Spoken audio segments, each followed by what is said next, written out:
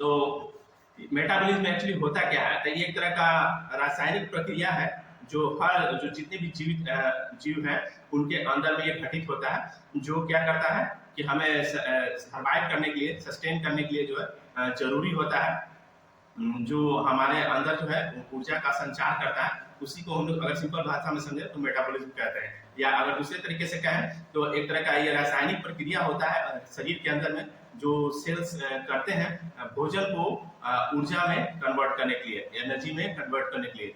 ये सेल्स के द्वारा होता है ताकि जो है एनर्जी हमारे बॉडी में बना रहे। और जो है एनर्जी तो आप जानते ही हैं कि हर ऑर्गेनिज्म के लिए जरूरी होता है, चाहे वो आदमी हो या जानवर हो या कोई भी जो लिविंग बीइंग है, उसके लिए जो है ऊर्जा होना बहुत जरूरी होता है। तो ऊर्जा जो है, ऊर्जा क्यों चाहिए? ऊर्जा चाहिए ग्रोथ के लिए, विकास के लिए, उसके साथ साथ जो है रिप्रोडक्शन के लिए, कहने प्रजनन, सिंपल अगर इसका हिंदी यही कहे तो प्रजनन के लिए चाहिए, और अपने आप को सर्वाइव करने के लिए, मेंटेन करने के लिए, और डेली एक्टिविटी जो रोज की जो हमारी क्रियाकलाप है उसके लिए हमें ऊर्जा की आवश्यकता होती है। अब मेटाबॉलिज्म के दौरान होता है, सबसे पहले समझते हैं कि उसमें क्या निकलता है और क्या हमारे शरीर के अंदर आता है, ताकि हमें मेटाबॉलिज्म को समझने में बहुत आसानी होगी। तो सबसे पहले जो निकलता है हमारे शरीर से मेटाबॉलिज्म के दौरान, उसमें होता है कार्बन डाइऑक्साइड, जो कि आप सांस ले रहे होते हैं, छोड़ रहे होते हैं, तो ऐसे में क्या होता है कि आपके बॉडी के अंदर ऑक्सीजन जाता है और कार्बन डाइऑक्साइड निकलता है। तो सबसे पहले तो ये प्रोसेस होता है। दूसरा क्या होता है कि जैसे अभी आप लोगों ने एक्सरसाइज किया, एक्सरसाइज में क्या हुआ कि पसीना निकला आपका, और सांस भी बहुत, जब आप हाई इंटेंसिव वर्कआउट कर रहे थे तो सांस भी बहुत तेजी से आ रहा था, जा रहा था, तो ये चीज हो रहा था, ये भी मेटाबॉलिज्म के दौरान होता है। और यूरिनेशन, जैसे कि हम लोग जो यूरिन रिलीज करते हैं, हम जो पेशाब करते हैं, ये भी मेटाबॉलिज्म का ही एक पार्ट होता है। उसके साथ साथ जो फीसेज या जो स्टूल, जो मल त्याग करते हैं, वो भी हमारा जो है मेटाबॉलिज्म का एक पार्ट होता है। और हीट रिलीज होता है, क्योंकि एक्सरसाइज आप कर रहे होते हैं तो उससे पसीना जो निकलता है, तो उसके साथ साथ जो हीट भी आपके बॉडी से रिलीज होता है।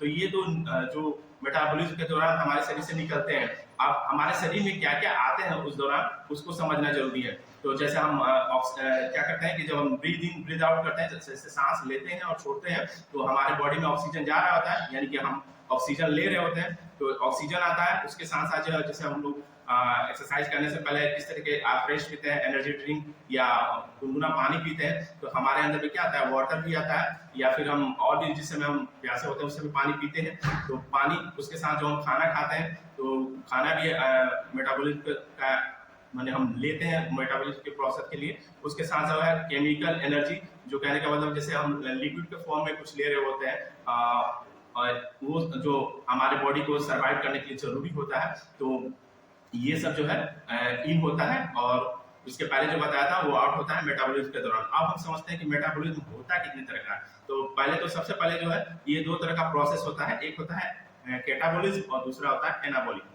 ठीक है, एनाबॉलिज्म। तो कैटाबॉलिज्म जो होता है, इसमें क्या होता है कि इसमें बड़े बड़े जो मॉलिक्यूल्स होते हैं, जो खाने के बड़े बड़े जो पार्ट होते हैं, सिंपल भाषा में अगर कहें तो वो टूटते हैं, और वो जब टूटते हैं केमिकल रिएक्शन के द्वारा, रासायनिक प्रक्रिया के द्वारा, तो क्या होता है कि उससे ऊर्जा निकलता है। ठीक है, तो इसको हम लोग बोलते हैं कैटाबॉलिज्म।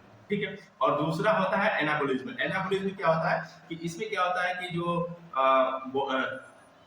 छोटे छोटे मॉलिक्यूल से जो कंपाउंड बनते हैं, मतलब कि हमारा सेल्स जो होता है वो एनर्जी को क्या करता है कि सारे एनर्जी को एकदम से खत्म, मतलब यूज ही नहीं कर लेता है, उसको हमारे बॉडी में स्टोर करके रखता है। तो बेसिकली जो एनाबॉलिज्म होता है, उसको ये ऐसा प्रोसेस है जिसमें सेल्स जो है एनर्जी को फैट के रूप में या किसी और फॉर्म में जो है स्टोर करके बॉडी के अंदर में रखते हैं। तो ये हो गया।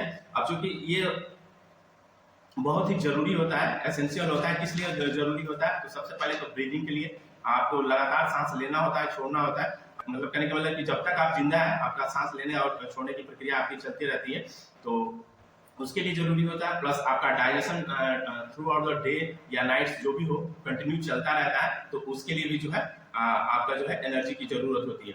अब वो एनर्जी को हम किस तरीके से मेजर करते हैं, मापते कैसे हैं, वो उसका दो तरीका होता है। एक होता है बीएमआर और दूसरा होता है आरएमआर। बीएमआर को बोलते हैं बेसल मेटाबॉलिक रेट, और आरएमआर को बोलते हैं रेस्टिंग मेटाबॉलिक रेट। तो पहले हम समझते हैं कि बेसल मेटाबॉलिक रेट क्या होता है। ठीक है, तो basal metabolic rate, cheers for Google,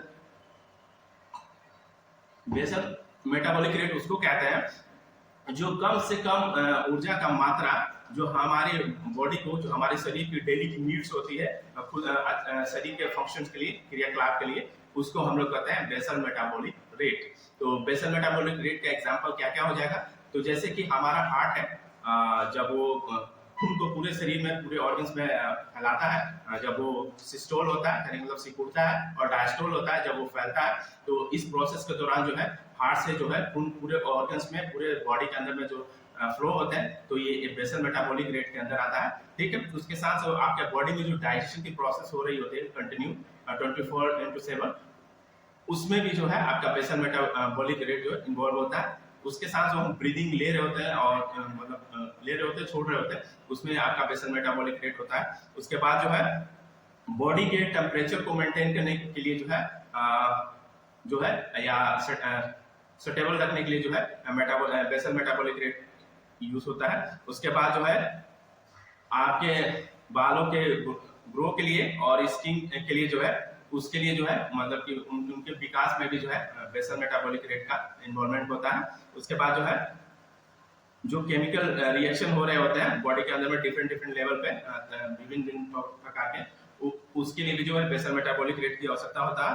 तो हमारा जो 24 घंटे में 75% जो होता है कैलोरी बर्न करने की जो प्रोसेस होती है, बेसिकली वो बेसल मेटाबॉलिक रेट से ही होती है। ठीक है, तो कितना, तो आपका 70% जो प्रोसेस होता है बॉडी के अंदर 24/7 में, तो वो जो होता है बेसल मेटाबॉलिक रेट के अकॉर्डिंग ही होता है, मतलब उसके हिसाब से ही होता है। अब हम लोग जानते हैं कि रेस्टिंग मेटाबॉलिज्म होता क्या है। ठीक है,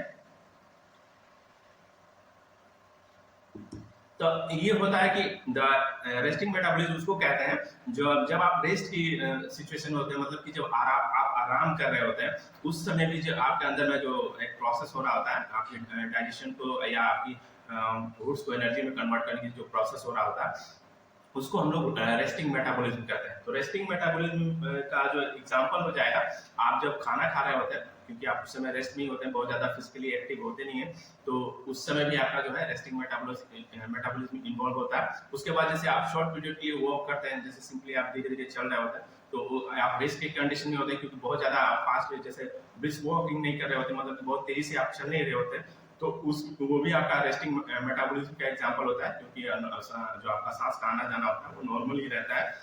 उसके बाद जो है आप बाथरूम वगैरह जो यूज कर रहे होते हैं, ये भी आपका रेस्टिंग मेटाबॉलिज्म का एक एग्जांपल होता है। जैसे आप स्नान वगैरह या और भी कोई इस तरह की जो फिजिकल एक्टिविटी कर रहे होते हैं, या आपका जो पसीना या कपाना होता है जो शरीर का, जिसको शिवरिंग बोलते हैं या स्वीटनिंग, और वो सब भी जो है आपका रेस्टिंग मेटाबॉलिज्म में आता है। उसके बाद जैसे हम लोग कंज्यूमिंग, जैसे हम लोग फ्रेश ले रहे हैं या कोई कोई कॉफी लेते हैं, तो कंज्यूमिंग जो है आप ये जो कर रहे हैं, तो ये भी हमारा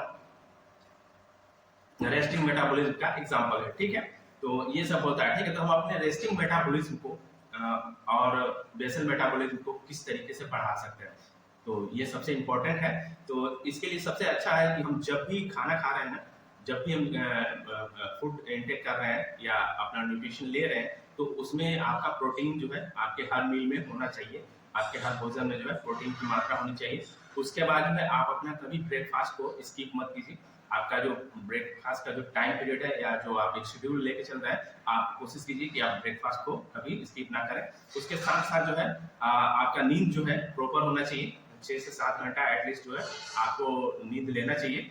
उसके बाद जो है या तो आप हाई इंटेंसिव वर्कआउट कीजिए, या पावर लिफ्टिंग जैसे जिम वगैरह में लोग करते हैं, स्ट्रेंथ ट्रेनिंग करते हैं, इस तरीके के, या कोई भी आप फिजिकल एक्टिविटी कर सकते हैं, जिससे क्या आपका क्या हो कि हार्ट को एक तरह से बहुत ज्यादा वर्क करने को टाइम मिले, जिससे क्या हो कि वो अपने आप को जो है फिट रख सके।